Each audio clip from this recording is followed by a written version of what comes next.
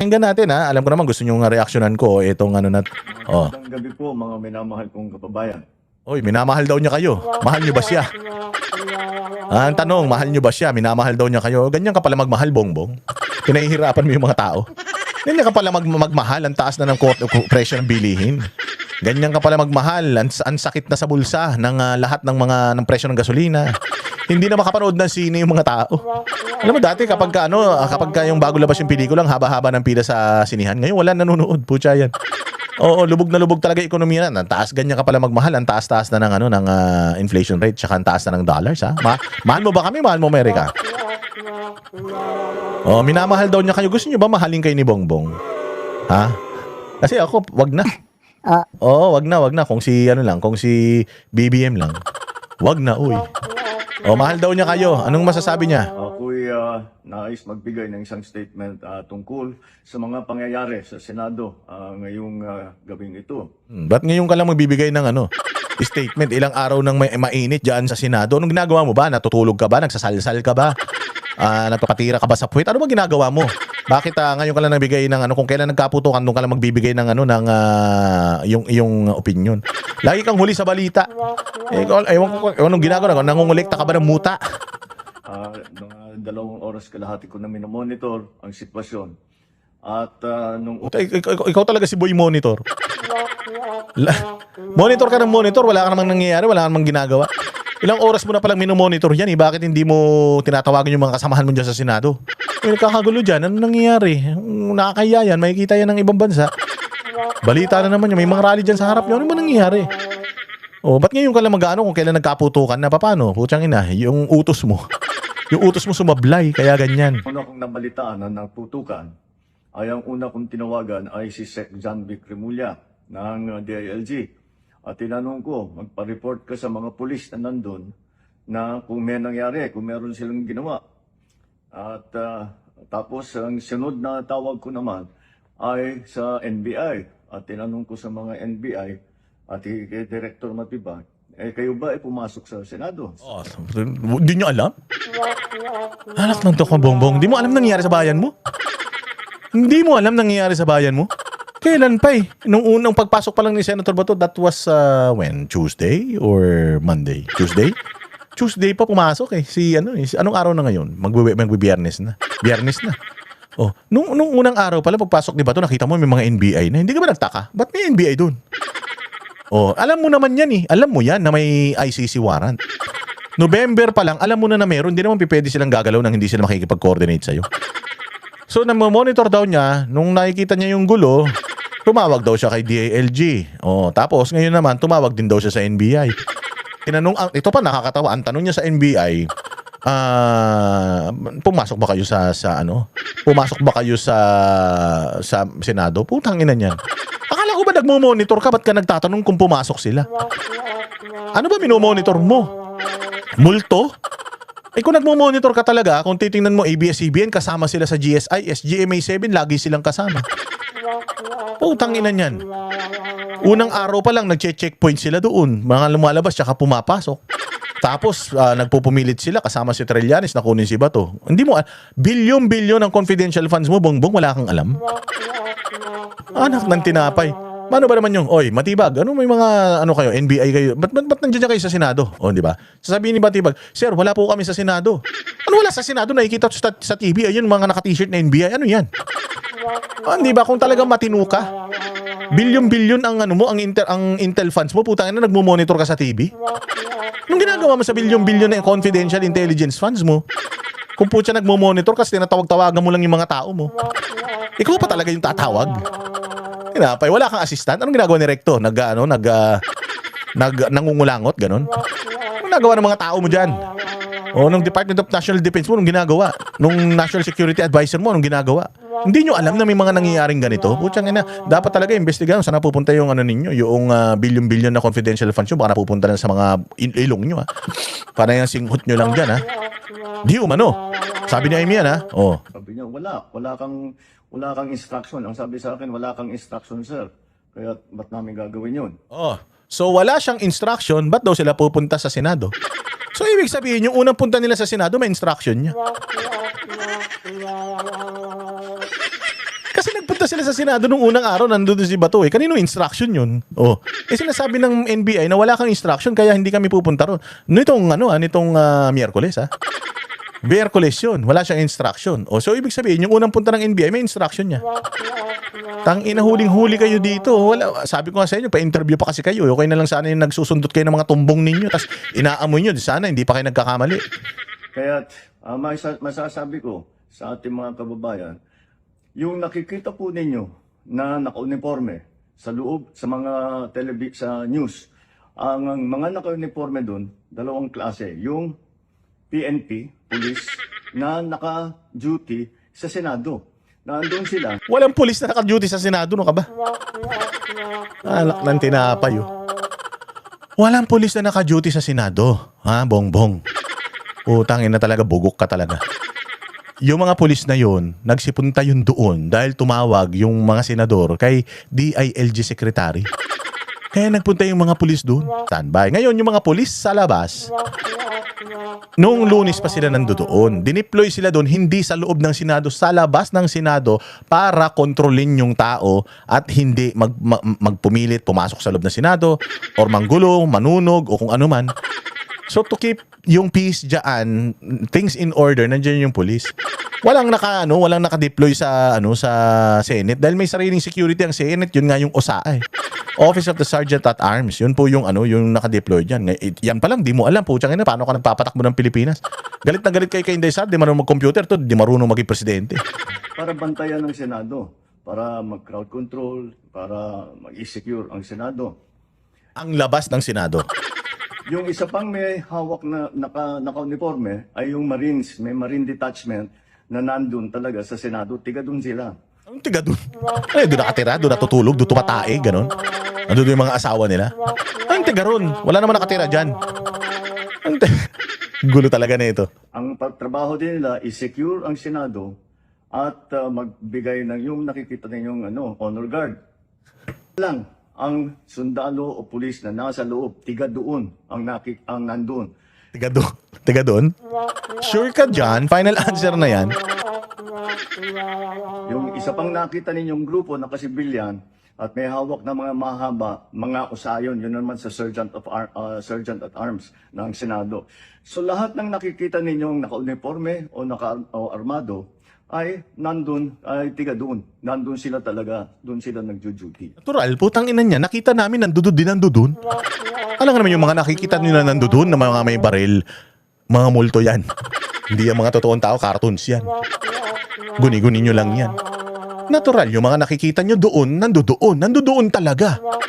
Tanginan yan. Sino ba may sabi? May nagsabi ba na wala sila doon? Tanginang press con na to.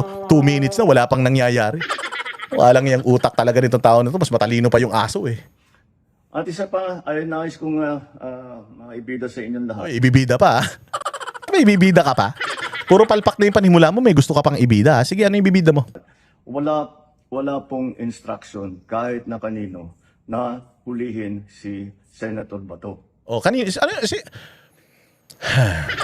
ano yung sinasabi mong walang instruction? Walang instruction, wala kang instruction o walang instruction na hulihin si Bato? Kasi, kung walang instruction na hulihin si Bato, bakit nandoon yung NBI para hulihin si Bato? Ano yung gumising sila ng umaga? Hay, gusto ko pumunta ng Senado, tatambay ako doon, ganon? Siyempre may mag-uutos sa kanila. It's either si Matibag ang mag-utos sa kanila o may nag-utos kay Matibag, hindi, pwedeng ikaw, pwedeng hindi ikaw, pwedeng si Trillanes, kahit sino. May mag-uutos kay Matibag. So, paano mo sasabihin na walang nag-uutos na hulihin si Bato? Ba't hinuhuli si Bato? O tsaka na, kung walang nag-utos na hulihin si Bato, tas gusto nilang hulihin si Bato, puta, ano yung kidnapping? Dapat pinapalitan mo na si Matibag. Pinapatapon mo na yan sa bahay nila dyan sa Laguna. O pabayaan mo na lang siya doon, mabulok siya doon. Ang linaw nung sinabi niya wala pong nag-uutos na hulihin si Bato. Ba't nandun yung NBI para hulihin si Bato? Kaya na yun, saan nila natanggap yung instruction? Sa panaginip? Ganun na natutulog sila. Sa panaginip nila, kinausap sila ni Satanas, sabi, hulihin nyo si Bato. Ganon. Wala nag-utos, kahit yun eh. Yun lang eh. Kung natutulog ako, tapos may nag-utos sa akin sa panaginip ko, puta, inutusan ako nung nasa panaginip ko. Pero yung sinasabi mong walang nag-utos, ano yun? Sama-sama sila, nag-field trip sila, pumunta sila doon, tapos sakto nandoon si Bato. Tapos nung nakita nila sa Bato, kahit wala nag-utos, tara, hulihin natin, ganon. Bobo yarn. Tanga. Ang ginagawa mo naman kaming tanga ka eh. At ang nangyari, ang NBI, sinabihan ko nung lumabas yung resolution ng Supreme Court, mga alas 4 yung kaninang hapon, ay sinabi ko, umalis na kayo dyan. Oh, putang ina niyan. Walang nag-utos sa NBI. Nung lumabas yung resolusyon, sinabihan mo yung NBI na umalis. Ba't sila nandoon? Unang-una sa lahat, kung wala nag-utos at nandoon sila, bakit mo sila pauuwiin? Bakit hindi mo sila tinanong, kinwestiyon, hoy, ba't ba kayo kasi nandiyan dyan? Oh, tangin na, ba't nakatambay kayo kasi dyan? Uy, wala naman nag-uutos. Sino ba nag-uutos sa inyo na pumunta kayo dyan? Ano ba meron dyan?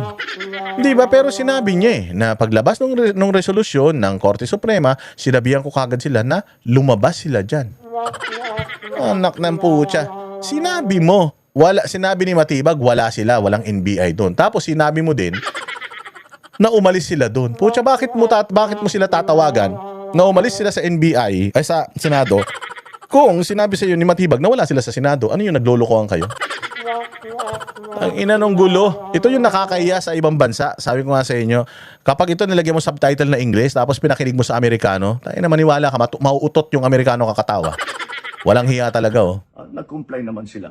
Kaya nung kausap ko si Director Matibag, sabi niya walang NBI doon, nandito lahat kami sa opisina. Oh, ayun oh, kita mo kung gaano ka gulo utak niya. Tinawagan ko sila na umalis sila sa Senado. Nag-comply naman sila. Kaya sabi ni Matibag, walang NBI sa Senado. Putang ina niyan, nagbigay ka ng instruction, umalis na sila sa Senado. Tapos maniniwala ka kay Matibag na walang NBI sa Senado. Bilyon-bilyon ng confidential funds mo, gamitin mo na lang sa utak mo kung hindi mo gustong gamitin sa ano. Hindi mo gustong gamitin sa mabuting bagay. Putya, kung pwede kainin mo yung pera para dumami yung laman ng utak mo. Baka sakali. O baka sakali, pakuluan mo, tas yung tubig niyan, inumin mo, baka sakali, yung utak mo maliwanagan. Pinauwi ko sila. Sinabihan ko sila na umalis ng mag-pull out sa Senate. Tapos sinabi sa ni Matibag na walang NBI sa Senate. Sino yung pinull out mo sa Senate? Kung walang NBI sa Senate, di ginagawa kang tanga ni Matibag. Ewan ko kung ginagawa kang tanga ni Matibag o tanga ka talaga para maniwala ka kay Matibag.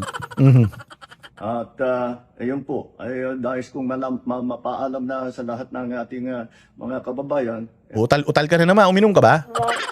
Amats yarn. Maganda item. Utal ka. Simple-simple nung pinapaliwanag mo. 4 minutes yan. Nak ng tinapay bongbong. Huwag masyadong pagurin yung utak mo. Baka dumugo yan. Mabawasan. Wala na nga silbi yan. Mababawasan pa. Itong pangyayari na ito ay tayo maging kalma lang po. Yun lang masasabi mo, kalma. Nagbabarilan niya dyan, kalma. Pak. Kalma lang, kalma. Baby, kalma. Putang inang yan. Sinayang mo oras ng tao, 4 na minuto na lang yung speech mo, wala pang kabuluhan. Taragis yan. Usap ko na si Senate President Alan Cayetano at nag-agree kami. We agree that the thing to do now is to tell our people all to calm down. And we will get to the bottom of this. Alamin natin kung... Alam mo, ang hirap mag-calm down eh. Ang hirap na calm down, kalma. Ang hirap mag-kalma. Alam namin, ikaw yung driver eh. Hindi namin alam kung sabog ka, lasing ka, natatai ka, nauutot ka, nasusuka ka, may trangkaso ka, may COVID ka, mayroon kang cancer. Hindi namin alam eh. Hindi namin alam. Hindi mo kami binibigyan ng kumpiyansa na matino ka eh. Kung siya ikaw ang driver, miski ko, sabi ko nga sa'yo, hindi ako makakatulog sa biyahe, baka umalis ako, mag-commute na lang ako eh. Kung ikaw din lang, tas ikaw pa magsasabi na kalma lang kayo. Ano kung putang kalma? Ano kalma? Hindi nga namin alam kung nasa tamang pag-iisip ka. Paano kami kakalma? Sino ang gumawa nitong gulo na ito?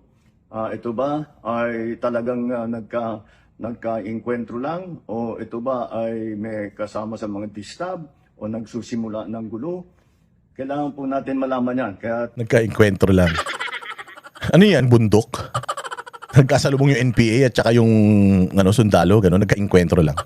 Ano pa yung sinabi niya? Nagka-inkwentro lang or destabilization? Destabilization, wala kang nagdi-destabilize sa'yo. Ano ka ba? Ano pa yung sinabi niya? O baka, may, terrorist ba yan? Gano'n. Sige na, ano pa? Mag-iimbestiga, sabay, ang Senado at saka ang PNP tungkol dito. Mag-iimbestiga daw ang Senado at saka PNP tungkol dyan. Pero may kinaumagahan, meron na kagad silang press con. Tangina niyan, hindi pa nga, yung Senado nga, hindi pa nagsisimula mag-imbestiga, sabay mag-iimbestiga sa polis, tapos may press con na kagad, wala pa 24 oras, ang bilis. Tangina, paano? Kayo yan. Hindi mo kami mapapaniwala, BBM, na walang utos mo yan. Kung hindi ka nag-utos, sino? Ikaw, presidente ng Pilipinas, tas iba nag-uutos, hindi ka nagtataka. Sino mag-uutos sa NBI? Bakit hindi ko alam? Kung talagang hindi mo alam, ha? Pero sabi ko nga, demonyo yan tao na yan, sinungaling din yan. So yan? Demonyo at sinungaling din daw, di umano, ha? Mamapikon yan, eh. Ang pipikon pa naman ng mga putragis na yan. Apakasinungaling yan. Noon pa man, sinungaling na yan. Dami naman mga lumalabas na mga social media post kung gaano kasinungaling yan. Hindi ba? So, alak ng tinapay. Paano kami maniniwala na walang utos mo? Ganyan ka rin sa KOJC. Sinabi nyo, nung pumasok sila Tory doon, wala kayong instruction na ganun. Pero, putang ina, pinanindigan nyo rin kalaunan. Kasi, na kayo? Nakapasok na kayo eh. Walang nagdemanda, walang nagreklamo. Safe na kayo. Dito, titingnan natin kung anong galaw ng Senado. Investigasyon, parang investigasyon. Kanina pala, nagpropaganda na kagad kayo.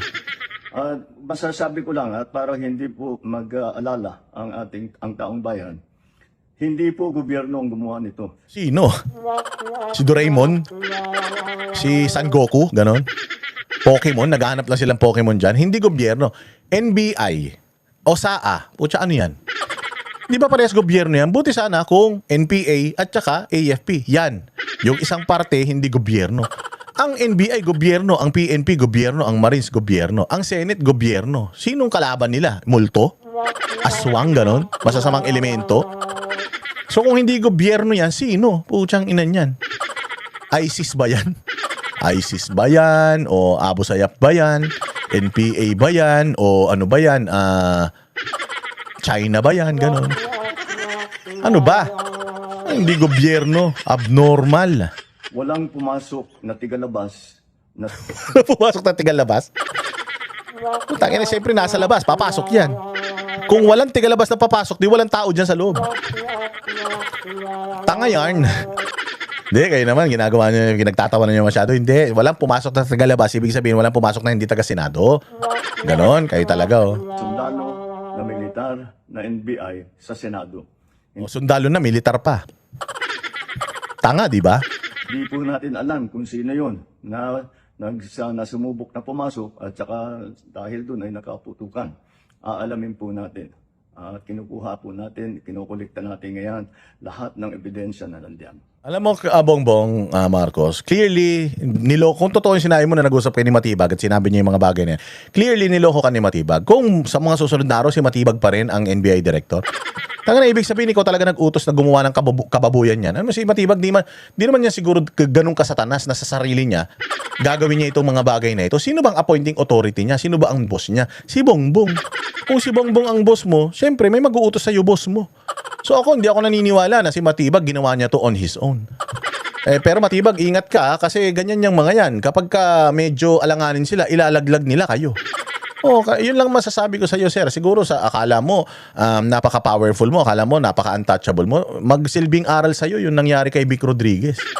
Na isinangkalan nila noong may problema sa asukal.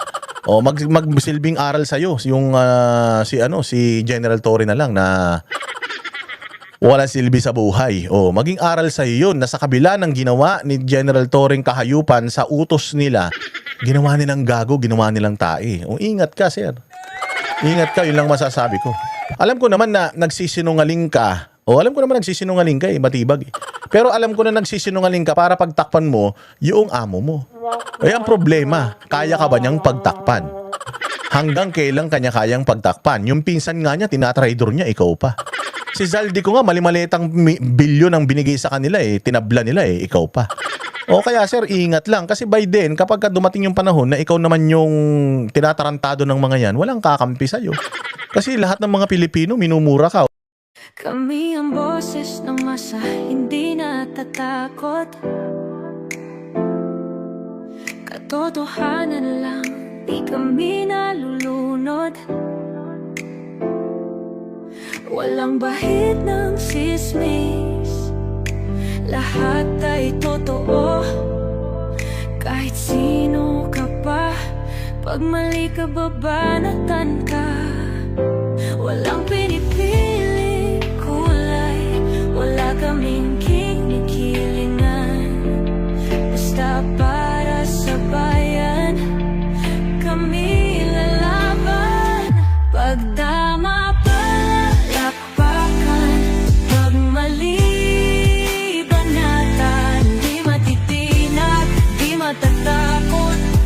sa bayan, tuloy ang sigaw.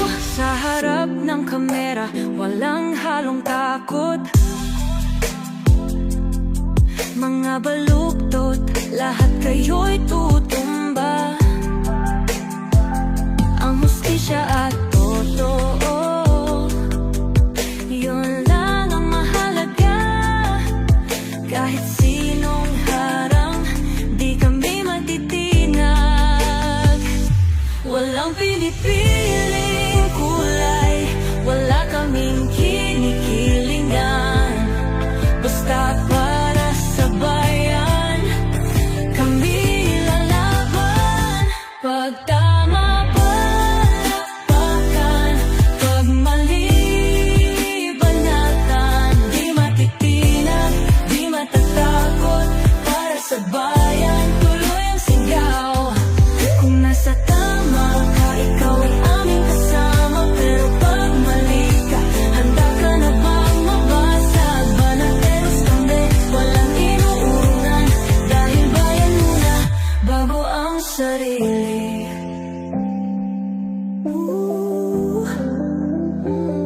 Bago ang sarili.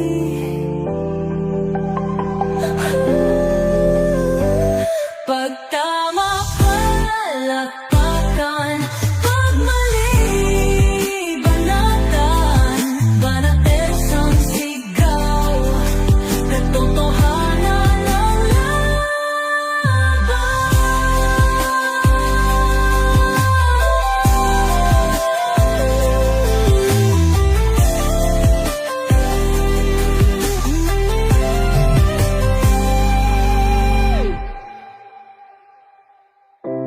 Sa harap